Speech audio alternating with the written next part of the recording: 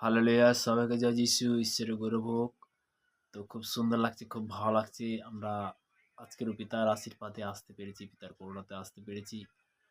তেমনি আমরা প্রার্থনাতে যাব। সর্বশক্তিমান ঈশ্বর পিতা, তোমার মহানামে ধন্যবাদ করি পিতা। স্বর্গপিতা সিংহাসন প্রতির পাদে তোমার চরণতল প্রভুগো।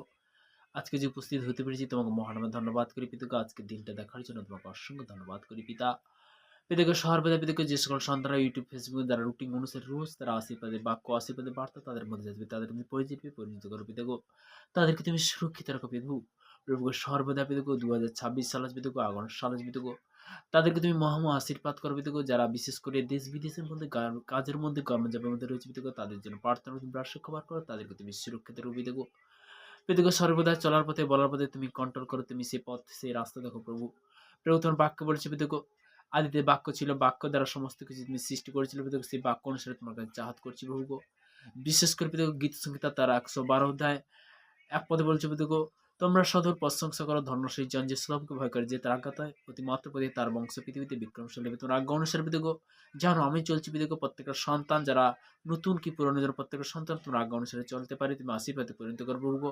তোমার বাক্য দ্বারা আরো বলছে পিতাগো, দ্বিতীয় বংশবলিতা 7 অধ্যায় 14 পদে প্রভু তোমার বচন বলছে, আমার প্রজারা যাহার পরে নাম করতেছে তাদের নম্র হয়া তোমার কাছে বিশেষ করে পিতাগো নম্র প্রার্থনা করে এবং আপনাদের কুপদিতে ফিরে আমি স্বর্গে তাহা শুনবো, তাদের পাপ ক্ষমা করো প্রভু গো। তাদেরকে তুমি ক্ষমা করো প্রভু গো।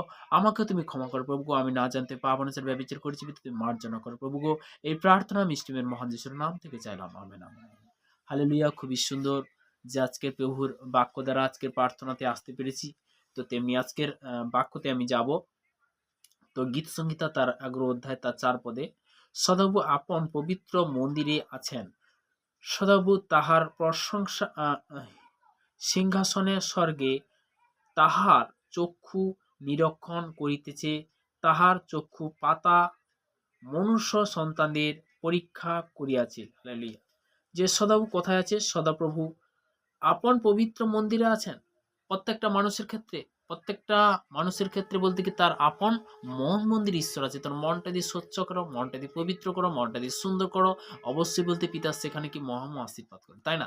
তো বলতে কি আমরা হয়তো অনেকে জানি না, প্রভুর বাক্য দ্বারা আমরা জানতে পারছি, তাই না?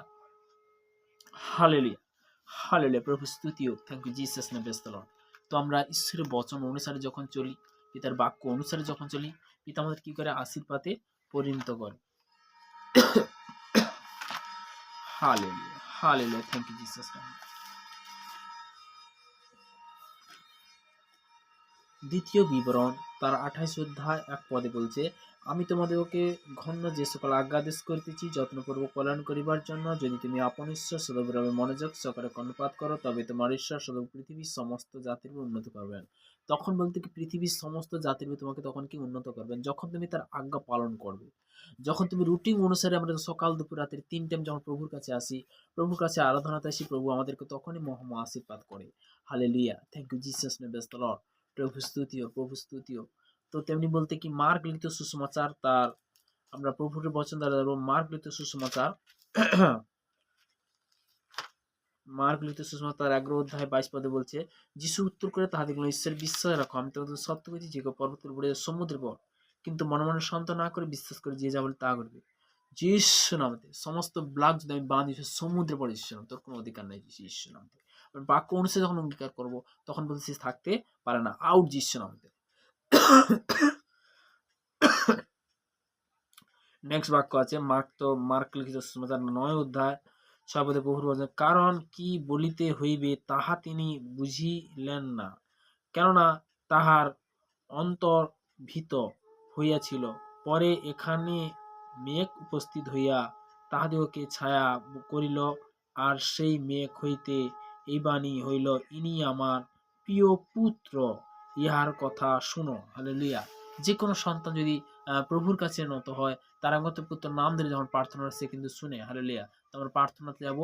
সর্বশক্তিমান ঈশ্বর পিতা, তোমার মহান নামে ধন্যবাদ করি পিতা। স্বর্গ পিতা সিংহাসন পেতে পারবে তোমার চরণের প্রভুকে নিয়ে আসুন, অসংখ্য ধন্যবাদ করি পিতা গো। যে সব সন্তানরা ইউটিউব ফেসবুক তারা রুটিন অনুসারে রোজ তারা যুক্ত, তাদেরকে তুমি মহামা আশীর্বাদ করে তাদের কৃপা করো পিতা গো। পিতা গো সর্বদাই এই প্রার্থনা সেই মিষ্টি মহান যিশুর নাম থেকে চালাম, আমেন আমেন। সবাইকে জয় যিশু।